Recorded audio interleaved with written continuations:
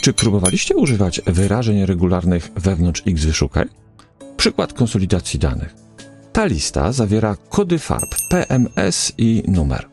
Chciałbym je wyszukać na tej liście, dopasować i odpowiednie procenty wykopiować na górę. Wyszukaj pionowo było na emeryturze już dawno, a teraz przechodzisz do muzeum. Używam X-Wyszukaj, pierwszy argument. Czego szukamy? Będę szukał tych kodów PMS, zaraz tu wrócę. Drugi argument, gdzie szukamy kodów, które zaraz wydobędę? Ma ich szukać w tym zakresie. Trzeci argument, skąd ma kopiować dane na górę? Z tego zakresu.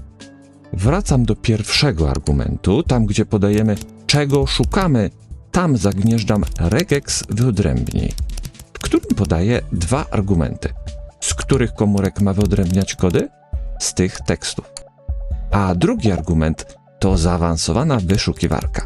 W cudzysłowach wpisuję wzorzec regex. Ma znaleźć litery PMS, po nich musi być spacja, którą zapisujemy ukośnik S, potem ma wystąpić cyfra, którą zapisujemy ukośnik D, D jak digit, ale nie jedna cyfra, tylko kilka cyfr. Więc po cyfrze modyfikator ilości plus, to znaczy ciąg cyfr. Napisałem, wydobądź według wzoru PMS spacja ciąg cyfr.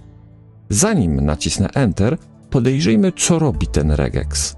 Po przeliczeniu zwraca taką tablicę, czyli X-Wyszukaj będzie tu szukał nie jednego kodu, ale 5 po kolei. Dobrze. Naciskam Enter i skonsolidowane. Zmienia się Excel, prawda? Więcej technik na szkoleniach i na kanale Excel przy kawie.